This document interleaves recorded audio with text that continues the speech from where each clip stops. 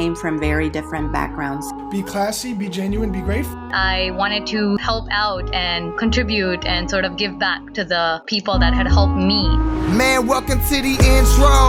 No need for introductions. All about the world and the world what we discussing. Where every single thought that we had came from something. So it's funny that we made it when we started here with nothing. Gotta open up your mind just to find out why. When you lost inside the dark, just gotta turn on the light. And no matter what you do, you never run from a fight. Because we fighting to be better and that's why we strive. Hi, I'm Corey McCain, CEO of WeStrive, the #1 platform for personal trainers, gym owners, and coaches to both manage and scale their business.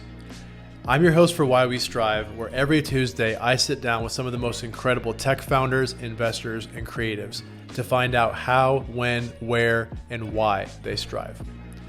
Be sure you tune in every single Tuesday and check us out at whywestrive.com for more info. Now, let's get to this week's episode. Well, sweet. So is your last name actually May? Is your middle name? My last name is May. Okay, gotcha. Okay, because my middle name is McCain. I just go by Corey McCain. So I didn't know if you did that too. What's your real last name? Faulkner. So okay. Yeah, I changed it I didn't change it legally, but I started going by Corey McCain like 3 years ago.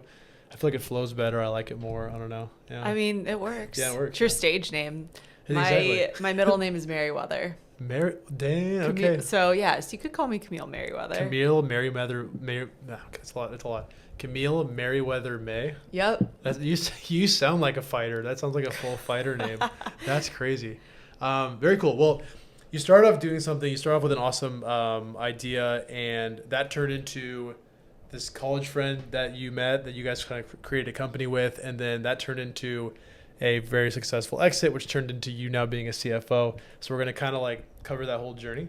I stuttered through a little bit of that, but I don't really care. Do you want to introduce yourself really quick, and then we'll kind of break down what Model Meals is? Yeah. So I'm Camille May. I am CFO of a publicly traded company called Home Bistro. Okay. I co-founded a paleo meal delivery business called Model Meals in 2015 with one of my best friends from college. Mm-hmm. She was also one of my sorority sisters. We grew that business. We bootstrapped the entire thing for about 7 years until Home Bistro approached us about an acquisition about a year ago. And then cool. With the acquisition, they hired both of us onto their company. Very cool. Was it more of like an acqui-hire situation, or you guys were like, we'll take the money and we'll also work for you if we want, because we want to, or what? Yeah, it wasn't. I think it wasn't required in our contract that we join the company, but we were both pretty excited about what they were doing. It was it was still in the food industry. We were excited about it because it was kind of a combination. We'd been trying to raise money for a while, but it was really hard during COVID. Mm-hmm. And so we wanted to raise money to grow the business, to expand the business so that we could deliver nationwide. Yeah. But during COVID, all of those conversations just got shut down. So this felt like a little bit more of a like a giant investment kind of. It was it was a combo type thing to where we got acquired, but we also got to stay on with this company that had raised a lot of money from the public markets, so that we were able to stay on and actually grow the business to nationwide. So cool. I mean, you get a big paycheck yourself. You get to keep doing what you're doing, but in a bigger capacity. I mean, that sounds like a dream situation. Yeah, it was a really good opportunity, and yeah, it's been great. That's so cool. And also, if you sold your company, you're going to probably just be bored anyways. So, best to, keep doing what you're already doing in a bigger way so that you're not, sitting at home, what's the next thing I'm going to do? Yeah. So, it probably would be that. So yeah, definitely. That's cool. So, very cool. Sorry, I thought you were going to keep going. My bad. So, what is Model Meals? And I know you mentioned you guys weren't nationwide yet. So what is Model Meals? How to get started? And then we'll cover how big of a region you guys were covering too.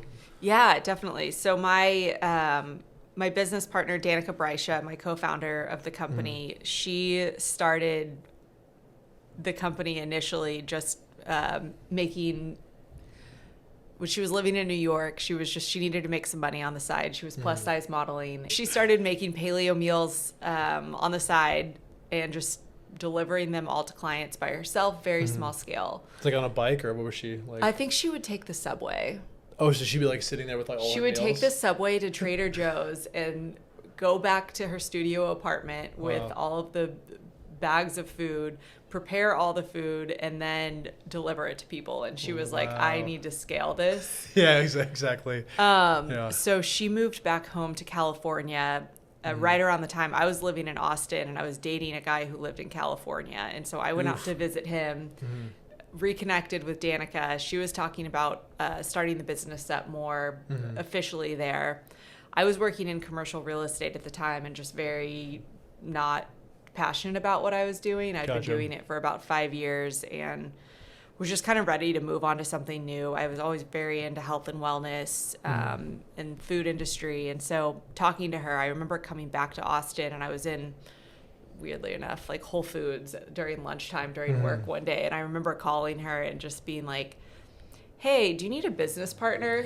Like just very casually. Yeah. And she's like, yeah, actually I do. I don't know anything about operations and finance. I'm such a marketing and So cool. creative person.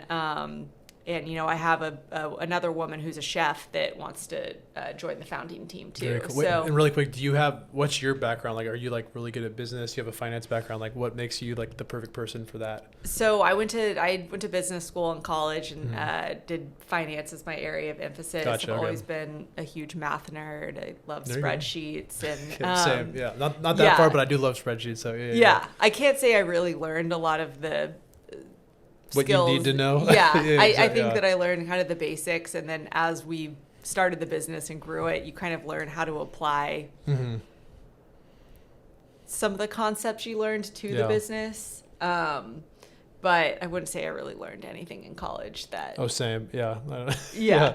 I don't think Google anyone most did. of my answers, and not to this day, or Same. like what blog article somewhere exactly. I will say Google was probably one of the biggest, one of my biggest references when we started the business. 100%. You know, Googling Yeah. what business licenses Yeah, do we yeah. need and How all to of that kind of business. Yeah, stuff. exactly. Yeah, Yeah, yeah. how to business. Google should be on my cap table at this point, basically. Like Yeah, they're like a sure. co-founder. Yeah. I totally agree. Yeah. Brex is the all-in-one financial toolkit for every scaling business.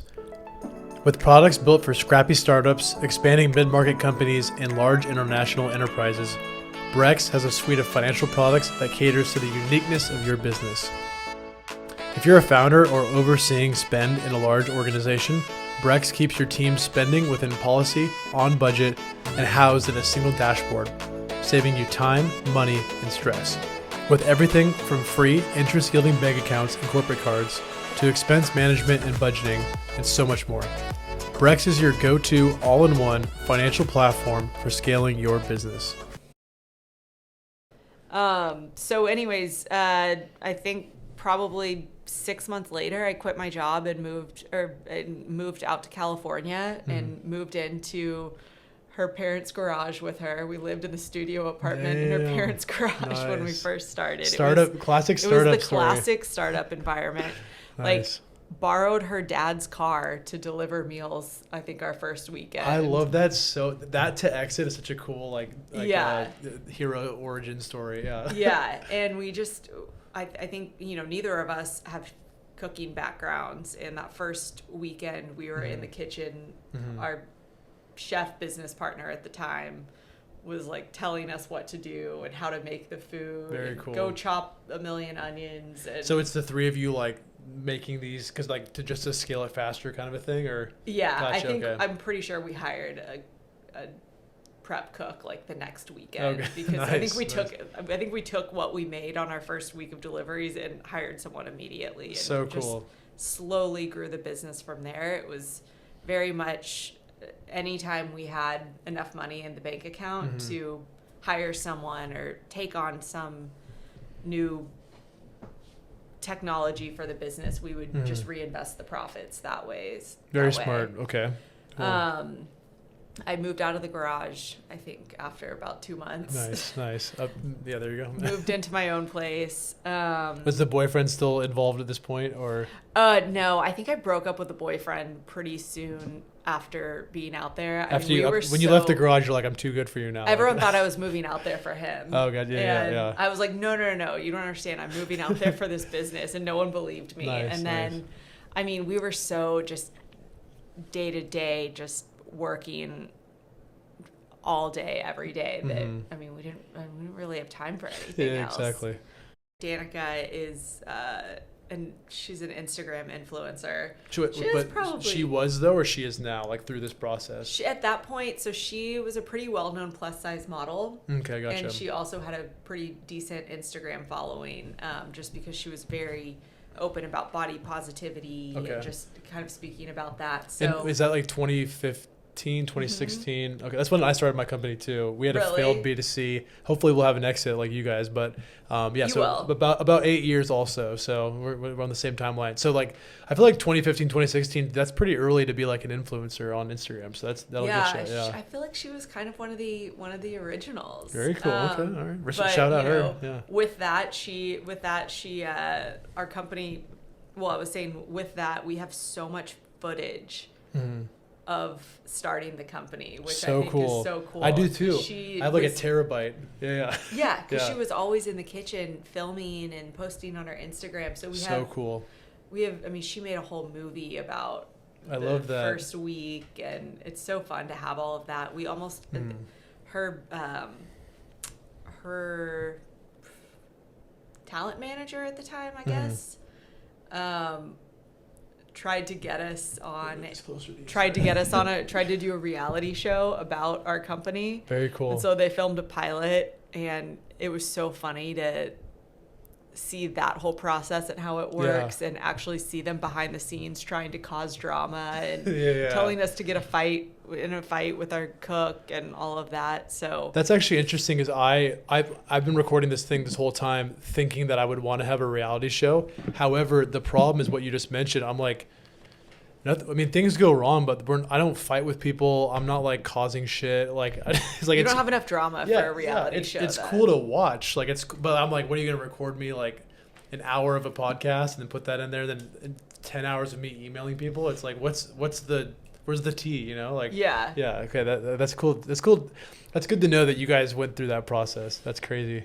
It was funny, but Food Network did not pick us up. Oh, it was for Food Network. Oh, yeah. Man. Ooh, that's actually cool. I think I would watch that. Yeah. Yeah. Okay, I got you. But anyways, we have that whole pilot that they filmed from that, which is also some funny. Do you have footage. that? Yeah. I would love to put a scene into the podcast. I'll get it. I'll get it for you. Nice. I love that. Okay. And I'm trying to, throughout the entire other journey, we ended up buying out one of our business partners, the cook or the chef, a couple years in. And so when we got acquired, it was just my business partner and I that were the sole owners of the company. Did you acquire her because it was kind of like that's the most scalable part of the company, is just like hiring more cooks, or like how does that? Or if you don't have to talk about it too, if it's like a weird. I don't even know how that works. So, yeah. Or so what's the question? I mean, I guess like, cause like you two are like the business like founders, and like she had the idea and everything like that.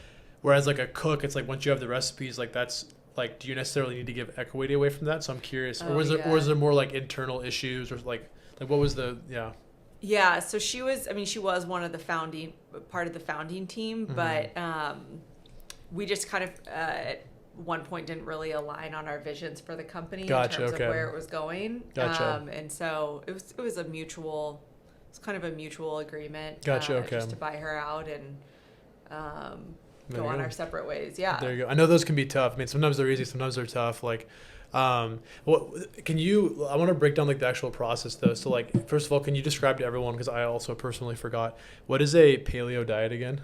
So paleo is no grains, no dairy, obviously no gluten, no refined sugar, no soy, no legumes. Oh, there's a whole that's no alcohol. Okay. I'm trying to think if I missed any others. I'm a bad paleo meal delivery business owner if I missed any others, but I think that's it. It's essentially, we actually built ours off of the Whole30 diet, which is a little bit stricter than paleo, just because on paleo you can have like paleo desserts and stuff like that, but it's the same general type of food you can and can't eat. Did you all personally follow that diet yourself, or do you still follow it to this day? Pretty much. Yeah, gotcha. Okay. Yeah, very just because I tend to feel better when I eat like that. I mean, I have drinks every now and then. Yeah. I've seen you have drinks. Yeah. Pretty much only mezcal though, Okay. which is essentially the most paleo Good to know. alcohol you can drink. You gotta have a good mezcal. I'll tell you what. Love a good mezcal. Way less hungover when you do that. Yeah. So while you guys are building this, you're following the paleo diet. Did you choose paleo because it was like a trendy thing, or because like, or I guess the better question is like, what are health benefits of following a paleo diet? Yeah, so we definitely, I think both of us, Danika and myself, both saw the kind of transformational effect it can have on just your mood and your well-being and just how you generally feel as a human. And so our idea with model meals was to obviously give that feeling to the masses by providing them with that food and other educational content, just in terms of recipes and blogs and videos on how to make your own food at home. And so, yeah, so we both followed that. And I think, I will honestly say, I think that's part of the reason we were successful with our business, because we were just, I feel like we were just on a different level mentally. Yeah. Because we were just, I mean, I don't think I drank for, I don't even know how many years when we were starting the business. We ate all model meals, and I just feel like we were so sharp and just on it and could work all day. That's impressive. I think I'm too old to do that now. Like, I would rather chill a little bit, but during that time. Yeah, I'm sure you guys were just like, your bodies were just so well, like, what's a good word for nutrition? Like neutralized? I don't know what to say. Like you probably were just operating at 100% every single day. Whereas like most founders are like eating chips, skipping the gym, like not eating healthy in general, and drinking. And then you guys are just like sharp because of what you're following. Buzzing. I mean, that's cool. To be fair, we had, you know, we were at the kitchen 24/7. Yeah, you had a chef and right there. Our chefs were just making all this food, so that was all we ate. Yeah. We would really try to get all of our employees to eat all the food too. We gave them all like free meal packages because we were like, well, if they're eating all this food, they're going to be more productive. And that's smart. That's a really good idea. I lost my question again. I have two questions. There we go. Is it called model meals because she was a model, or because this is a good model of what you should be eating, or like what is the name for? Yeah, so it was kind of a play on both of those things. Gotcha. So okay. it was obviously her being a plus size model. That's kind of where the general name for model meals came from. But a lot of people would ask us, is it because it's only for models? And we would say no. Gotcha. Because it's, you know, modeling how to live and eat cleaner. Cool. Because yeah. more than just providing meals, we wanted to provide educational content and all of that just to help other people live and eat cleaner. So were you guys like heavily focused on like, because you mentioned blogging, so are you guys like big on your SEO and analytics, or were you more focused on like just packages and making a better like product itself? Yeah, I mean, I think we definitely used our blog for SEO purposes.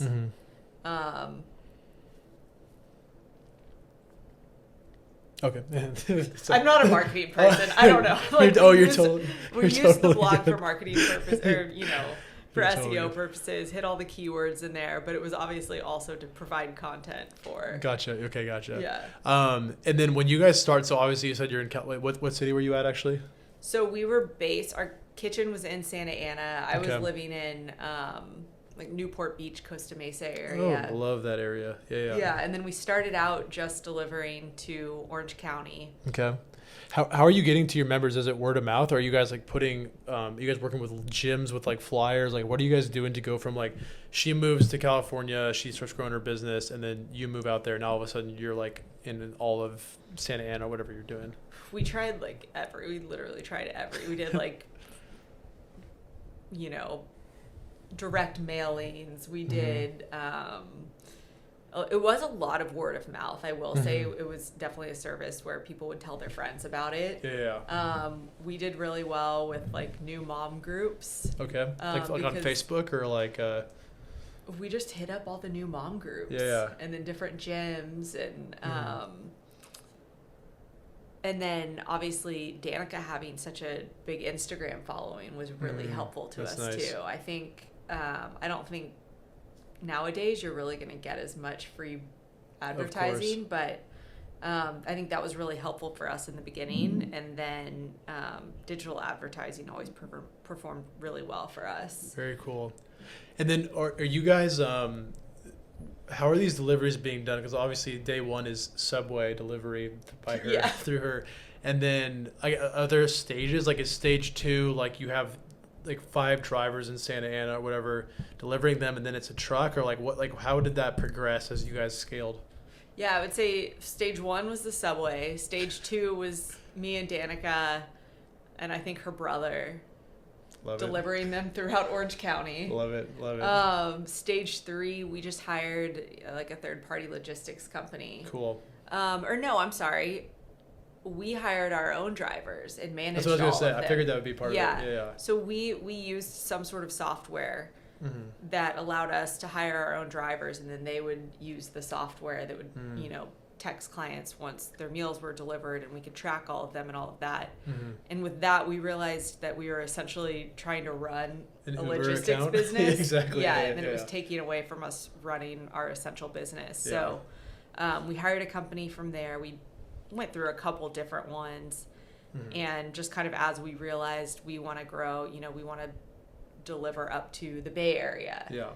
And through that, we would either find a delivery company that could get us up there, or just find a totally new one that covered the entire span that we wanted to use, that we wanted to hit. And then from our kitchen there, we basically served 3 states. Okay. And in order to go nationwide, we needed this special packaging machine that was going to be a pretty big investment, and also the ability to ship with FedEx. And so once we got acquired, the company that acquired us had that special packaging equipment plus an account with FedEx that allowed us to go nationwide. So and then are you guys like, because I know I've gotten like, or I was seeing a girl who got HelloFresh one time, and I saw they had like ice in the delivery, and it was like in like a cooler. I don't even know. It seems like a lot of waste of resources. But like, do you guys have ice in yours? Like, how does that? Are they frozen meals? I don't understand how that works. Yeah, so they're all refrigerated, and then they come with like a plastic film over the top. Okay. Where there's no air in there, because if you try to ship meals with air in them nationwide, it's possible, but the food gets really shaken up. So we prefer to send it out this way with the big ice packs. And it is a lot of packaging.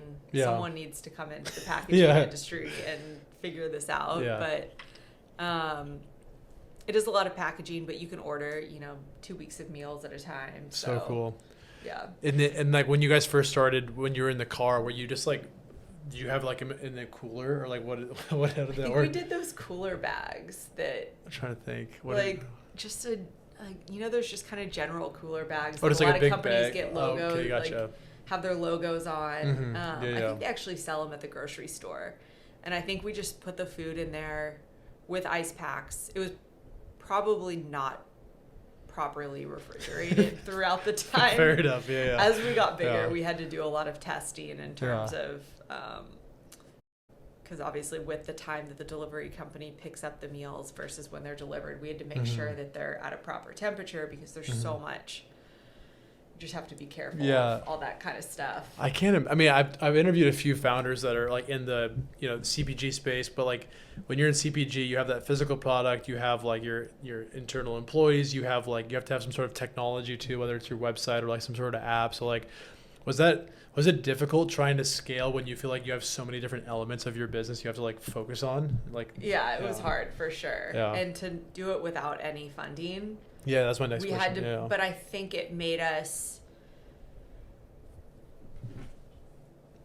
be very thoughtful with every decision we made, because we were like, we can't lose any money on this. So we analyzed the shit out of every decision we made. I love that. I think throughout that, we learned a lot about starting business and what works and what doesn't work. And Did you guys have any like formal advisors, or was it you guys just like whiteboarding out ideas and being like, this probably is going to work best? I don't know.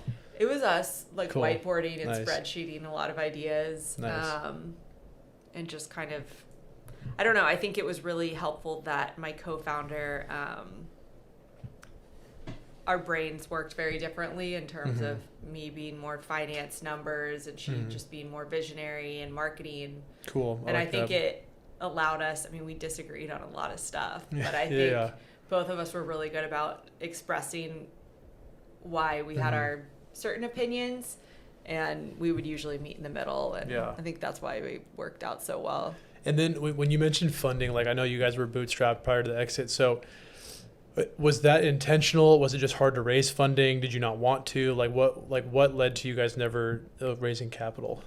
So I don't think we really tried to raise capital until kind of later, you know, I want to say probably about a year or two before we got acquired. Okay.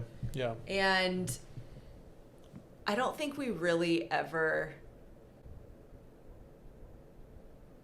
went at it as hard as we should, or tried as hard as we should. Like as far as like DMing angels and that kind of stuff, or what do you mean? Yeah, because we were, I mean, the business was doing well. We were doing about $3 million in revenue. We were profitable. So cool. So it wasn't like we really were desperate for funding.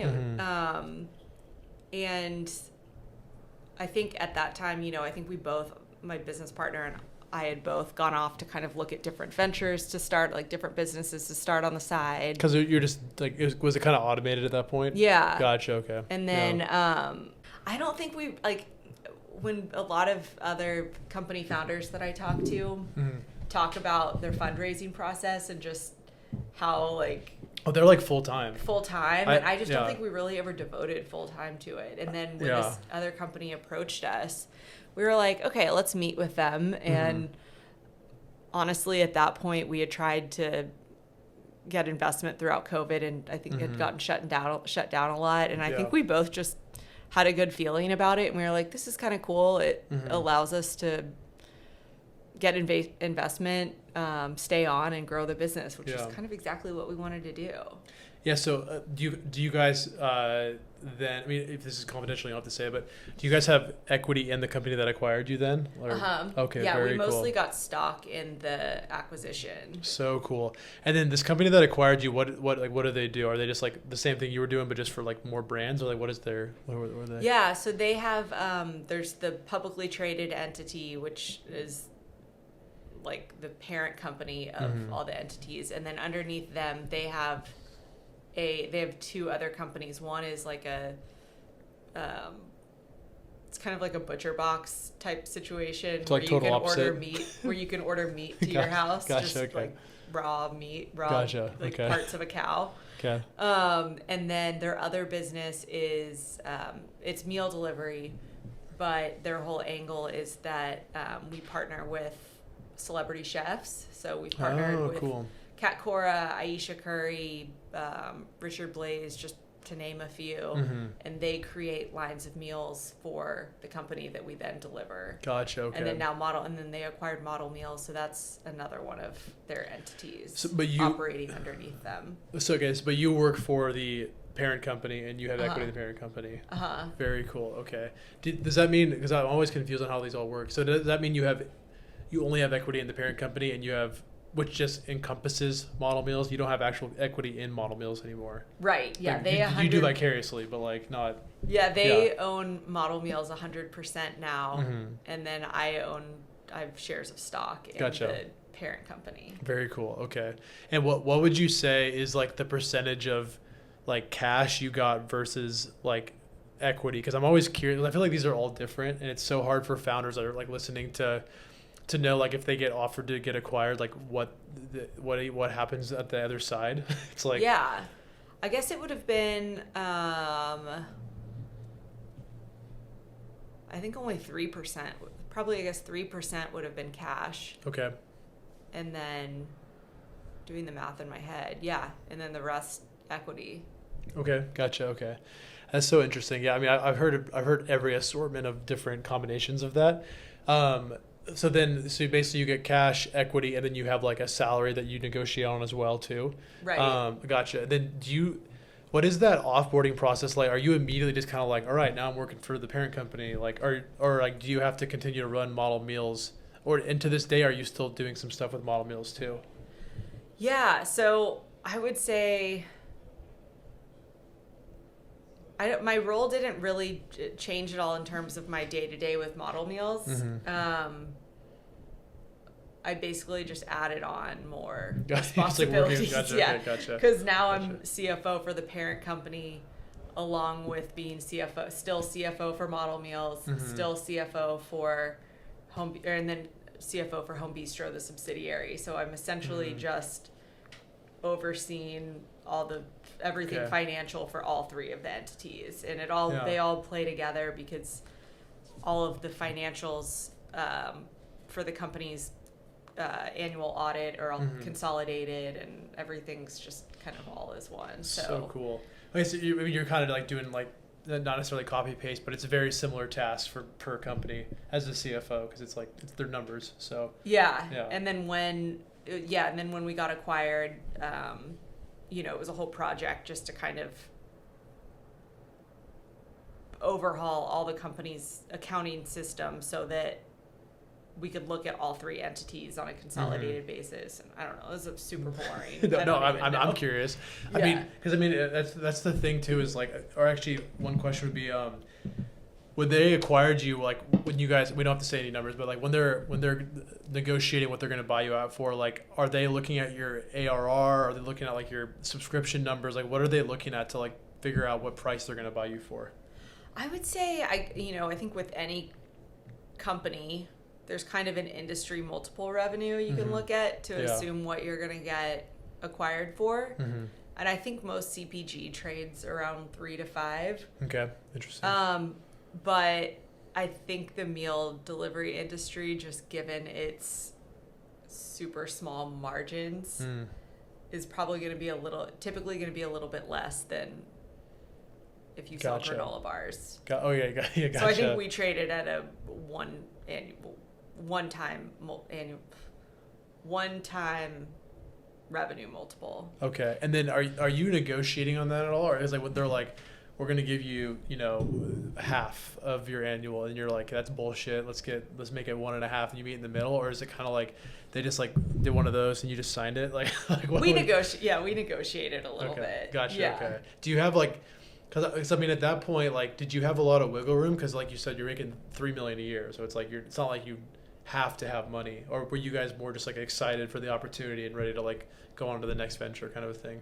Yeah, and we talked about that. We were we don't want this to be a decision made out of desperation. Yeah, exactly. And because obviously, I just remember it was a big decision. It felt like a conversation you would have with your husband or wife. Yeah. You're okay, are we gonna do this? So I remember Danika and I sat down together and we were kind of talking about if we were gonna do it or not, and we were yeah, we're both super excited about. So cool. Yeah. The we were it's maybe not as big of an exit financially as we would have hoped, but we're excited about the opportunity to grow this business that we started and stay on. So.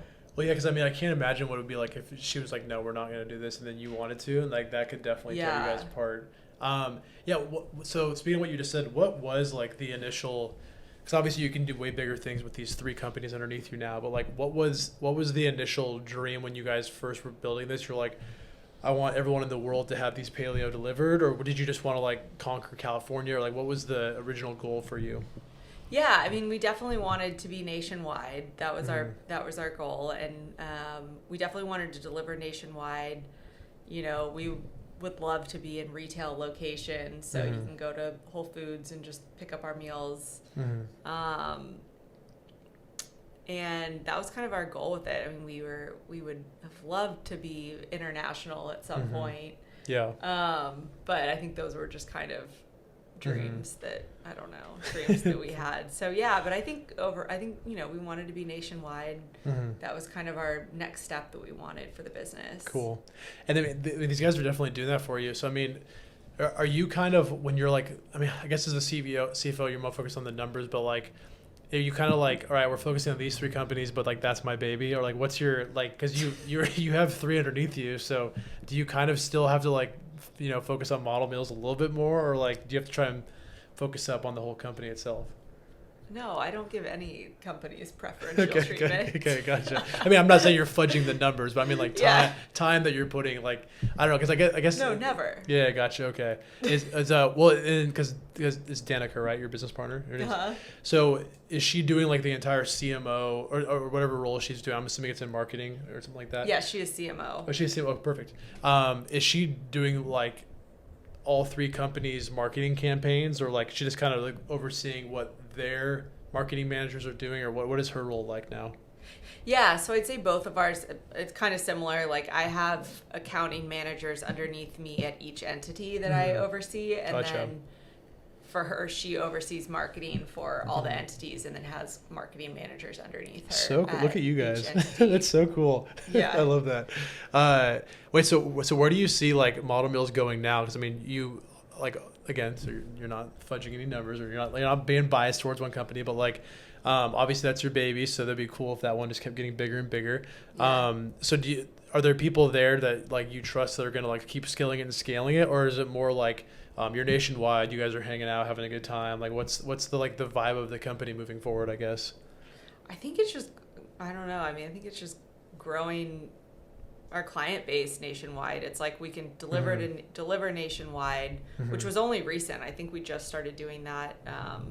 I guess it's been like a year, but I think it's just growing marketing to reach more clients. Cool. So anyone watching this can order Model Mills right now? Yeah, you can get it in Austin now. It was very cool because I feel like the whole time that we were starting up the business, my family's all in Austin. They were like, well, when can we get Model Meals? When can we get Model Meals? And finally, 7 years later, 7 years later it happened. Wow, yeah. okay. And so it was kind of surreal to have Model, because I've been living in Austin for about 4 years and I could never eat That's the frustrating. Food. Yeah. And so it was kind of surreal to look in my refrigerator and have That's Model cool. Meals there. I love that. Wait, so did you like order one just for like the like, I mean, obviously you're going to still eat it too, but like, did you order one as soon as that happened, like right away, to just like be able to do it, or what? Oh yeah, the first week that we started delivering here, cool. I order every week. So cool. Do you get a discount?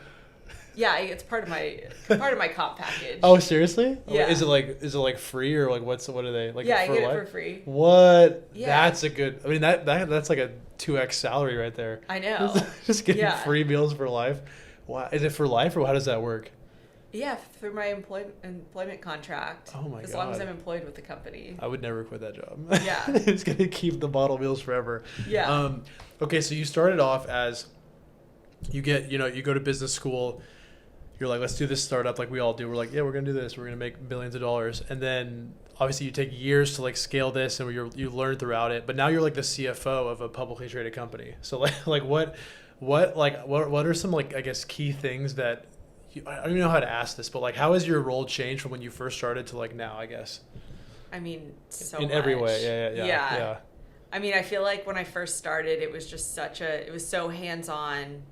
Ingrained in the day-to-day, just a lot of just sweat equity. You're literally making the meals. Literally making the meals. And now, and it was just, so startup mode, so disorganized and so unprofessional. And now I feel like I'm the CFO of a publicly traded company. How and there cool. are so many rules and regulations, and it's, so very different. That's so crazy. But I think when we first started, I just never would have thought, I guess, how long it takes to get to an exit. I think when you first start a company, you just think that... You see all the tweets and you're like, oh, okay, we'll do it too. Yeah, you think it's going to happen so soon. But realistically, for any company, the average time to an exit is like 5 to 7 years. Or just fail, typically. Yeah, or they fail. Typically fail. Yeah. You guys were in like what, like the less than 1% probably, if I had to guess, that have an exit. Totally. It has to be way less smaller than that. Do you do? I mean, we can delete this if you don't want to get DM'd by everybody. But do you do angel investing now in the CPG space? Do you do it in general? Like, where do you see your role like as a exited founder now, I guess? Yeah, definitely. So I do angel investing, mostly CPG, just because those are the businesses that I understand the most. Yeah, for sure. But yeah, I think I love it. Obviously, it's, a way to get involved get involved with other businesses that doesn't really take my time. Yeah. And I always thought it'd be cool to like be an angel and have like my own little portfolio, and you just kind of like, do you have like where do you track that stuff? Do you have like just use angel.co or what? I have my own little nerdy spreadsheet that I keep updated. Nice. Yeah. Very, very cool. Yeah. That's how many investments have you made so far? I think I've probably done about 10. So cool. I would see. I'm picturing my own spreadsheet right now. Eventually, that I want to have. That is so cool. I think that's definitely my next step. like hopefully post exit, is being able to like give back into the community. I don't know anything about CPG, so I won't be in that space. But that's cool that you were. Well, able to give good, back. because the software companies usually have bigger exits. So There you go. that's probably the ones to get into. So what was your who was the first person you wrote angel, or how long after you exited did you put your first angel check in? It was before we exited, actually. Oh, dang. Well, I mean, you're making a lot of money at that point, so you're Yeah, we were pretty profitable. We had a couple years with pretty high profitability, and so so cool. I think just being in the founder entrepreneurial world, you're always getting connected with other founders, and so especially here in Austin. Yeah, Especially here in Austin. Definitely. So what made you come back? Like, just to be a part of the community? Did you come back during COVID, or when was that timeline? No, I came back about that was April of 2018. Okay. And my whole family lives here. I grew up in Austin, and so it was just getting to the point where four years ago. I don't know why I thought. Yeah, I was. I feel like it was kind of close to COVID, but it was just getting to the point where I was coming home for family events all the time and flying home and just kind of missing being around. My sister had kids, and I just wanted to be back here. I had a lot of FOMO. Yeah. Oh, I'm sure. For family stuff, and so I moved back. I love Austin. I'm so happy to be back. It's such a cool place to run a company, or I mean to just be in the tech scene for sure. Do you see yourself ever running a company again, like starting a new venture or something like that, or? I have a couple ideas. Okay. I don't think it would ever. I don't know if it would ever be something huge. I think I would want it to be, if it's something I'm starting, I kind of want it to be a very like simple thing that like you're not trying to like get of, stress. Something that I like, either some sort of product I can develop and then sell on Amazon. Super easy, make them all, handle all the logistics. Very cool. Okay. So something easy like that. I don't think I would ever start a very operational business again. Yeah, I mean, we both know it's a lot. Yeah. We both know it's a lot. Definitely. I think I've done my time. One question I forgot to ask was, when you guys were scaling, did you guys have like a lot of competitors and that kind of stuff, like in the paleo meal creation space, or was it kind of just you guys out there? We had a couple competitors, but I will say I think the rate of failure amongst meal delivery companies was very high, because you think about all the costs that go into it in terms of packaging, delivery. Packaging and delivery are a super high.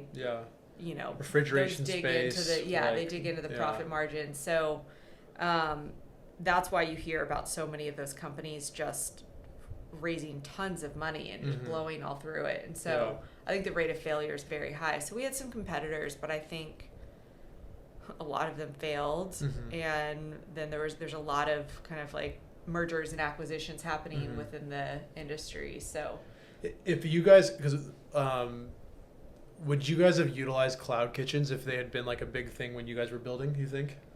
Yeah, I think so, for sure. Yeah, okay, gotcha. And we even looked at them kind of as an opportunity, if we were to expand utilizing them, but and we did actually. That's kind of where we started out, was in a cloud kitchen kind of situation in Santa Ana, but then we ended up signing a long-term lease and kind of taking over the space on our own. But that's so cool.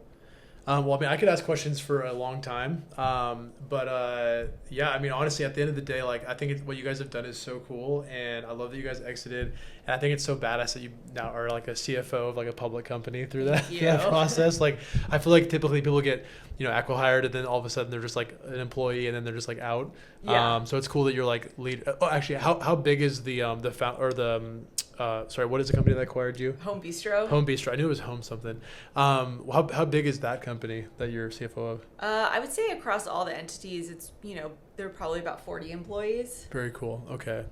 What do you guys have like what plans do you guys have for the future? Like, are you guys gonna keep acquiring companies, or are you guys gonna like exit to a bigger company? Like, what are you guys thinking? Yeah, so just in terms of the celebrity chefs, we have a couple new exciting ones that we've brought on that are going to be creating lines of meals.